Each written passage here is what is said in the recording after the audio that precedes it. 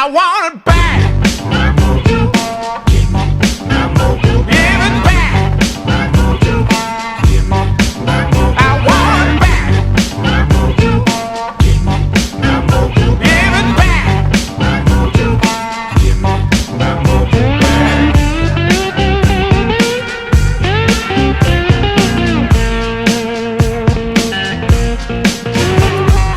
Now you know what I'm talking about.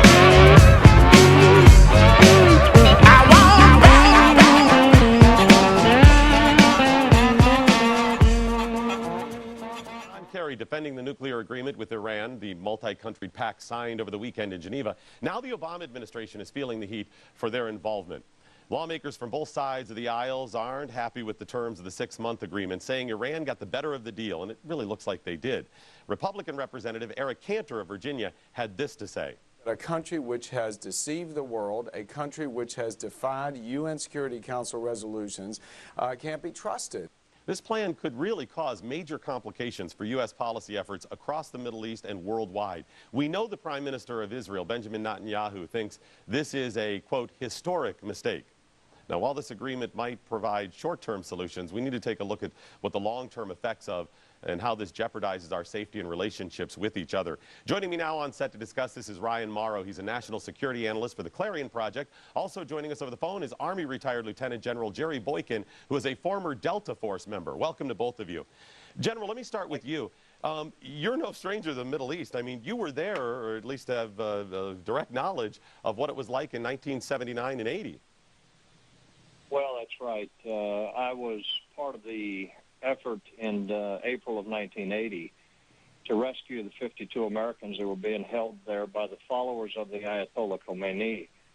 So, we spent the better part of a year studying not only the hostage crisis, but studying Iran and the theology and what makes them tick, and really getting familiar with the whole country and the whole Islamic movement. Can you give us a little more background on your involvement in 1980? Were you part of the mission in the desert with the copters going down? I was indeed. I was the operations officer for the Delta Force, and I also led a small team that was supposed to clear the soccer stadium across the street from the embassy and set up a helicopter landing zone to bring the RH-53 helicopters in to extract everyone. We lost eight people that day. We did. We lost 8 men, 5 Air Force and 3 Marines. And by the way, their bodies were mutilated once the bodies had been recovered. Their bodies were mutilated by these people that we just cut a treaty with. So, General, knowing that, knowing how they were treated, knowing how the hostages were killed, I imagine that you take this pretty seriously. Any deal we've done with Iran is something you're going to be pretty serious about. I'm very serious about this. You know, there are 2 countries that probably watch Iran more closely than we do. One is Israel, and the other one's Saudi Arabia. And I find it significant that both of them have rejected this, have said that this will not lead to a safer Middle East or a safer world. They both see this for exactly what it is, which is a total capitulation to a country that has repeatedly lied, has deceived the world, as Mr. Cantor said, and a country that has in no way been set back in terms of its ambitions to produce a nuclear warhead. Ryan, is this a good plan or not? I think we don't get a whole lot here. No, we don't get a whole lot. What administration officials will say is that this prevented an Israeli strike on Iranian nuclear facilities because at the current pace, the Iranians were going to reach in about 6 months what's called critical capability, which is when they reach the point where they can quickly produce a nuclear weapon. And that's when Israel and other countries in the region say Iran has to be taken out, at least their nuclear program has to be. But we have to understand the strategy of the Iranian regime. There's videotape out there and published speeches of the so-called moderate president of Iran saying that the reason he should be president, or the reason that he should even be in power, is because he's so good at deceiving the West and leading them on in order to advance the nuclear program. So this is a man with a documented history of deceit. He's trying to take 1 step back so he can later take 2 steps forward. So you're saying this is the best we could have done right now? Well, I think the best we could have done would have been to not have the deal. Because then we could have denied them this $7 billion in aid that we're essentially giving them through sanctions relief, and we could put it towards either reducing our own debt, or if we want to make it Iran-related, give it to the Iranian opposition that are fighting to make Iran a free country like ours. General, let me get your take. What should our foreign policy be? How do we deal with these? I mean, is there an easy solution to dealing with any country in the Middle East? No, there's not. But in this case, I agree with your other guest. I think that what we need to do is isolate Iran. One of the things that people don't understand is we lost the momentum as a result of this deal. Now, I think the president needed this deal to divert attention away from many of the other problems that are causing his poll numbers to decline. But we capitulated, and we got nothing for it. And I think what we need to be doing is isolating Iran through the sanctions and through, as your other guest said, arm the opposition. You know, there are about 12 million Kurds there, all of which have repeatedly asked for assistance. And the other thing that most people don't realize is about 49% of the Iranian population is not Persian, and many of them, given the right kind of at least diplomatic support, would, as they have in the past, rise up against this regime. Is that the right way forward, to try to get to the people? Oh, absolutely. That's the only long-term solution that you're going to have here. If you look at the Iranian constitution, it explicitly states that the leadership is mandated to support what they call the Islamic Revolution around the entire world until all what they view to be anti-Islamic governments fall. So the second that they stop supporting terrorism, they're in breach of their own constitution. And this is what we have to zero in on, which is the ideology. This regime is not like the Soviet Union or any other regime on earth. They are ideologically driven, and that's why we've made our film Iranium available for everyone to watch online. It's been officially condemned by the Iranian regime, and with good reason, because we use their own statements to show what they're about. If it's been condemned, it's probably worth seeing by itself, right? It was a heck of an endorsement. So let me ask you then, what is our motivation in this? What is Obama's? We speculated on a couple motivations. What do you think it is? Well, there's a few. I think administration officials, like I said, would argue, well, this prevented an Israeli strike on Iran, and that bought us some time. My argument is that over the long term, this strengthens Iran's nuclear program, that this is a win, especially because the argument that the Iranians have been making is that we shouldn't be debating whether we allow Iran to have uranium enrichment capabilities. They say we want it to be given to us the fact that we can enrich to 3.5% enriched uranium, which is the fuel that you need for a nuclear weapon. Now, you need it to be 90% for a nuclear weapon. So a lot of people would say, oh, well, 3.5 is a long way from 90. But you know what? Enriching to 3.5% is still 7/10 of the way to developing a nuclear weapon. That's what we just allowed Iran to have. General Boykin, we really snubbed Israel in this whole thing. Shouldn't they have at least been consulted in this? Shouldn't they have at least been informed? Yeah, at the same time that, and now we know there were secret negotiations occurring in Oman. There should have been negotiations occurring in Tel Aviv at the same time.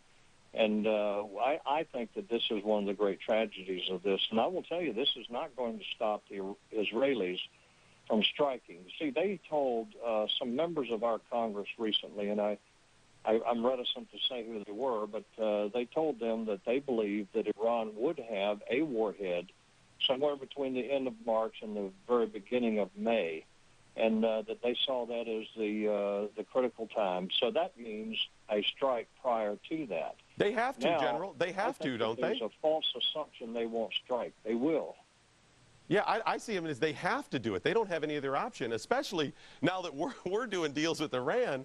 I mean, they really are blowing in the wind. They have to say, this is our line in the sand, because it's game over. There's no coming back, General. There's no saying, oh, we screwed up and Iran blew up Israel. It's over then. Well, that's right. And so many people are saying, well, they had the Iron Dome. Let me ask you, would you trust 6 million Jews to the Iron Dome if you were Benjamin Netanyahu? I wouldn't. No, not at all. Ryan, let me get your take on the money angle of this, too. This all seems really sketchy. So I kept trying to get to the bottom of the money. Okay, it's $7 billion, and I went down the list. It's precious metals, it's freeing up oil, it's tuition for kids to go to school. There's even more money that is frozen of Iran's money. Is this all just a shell game? Are we going to end up giving them our tax dollars? Is that going to be a part of this at all?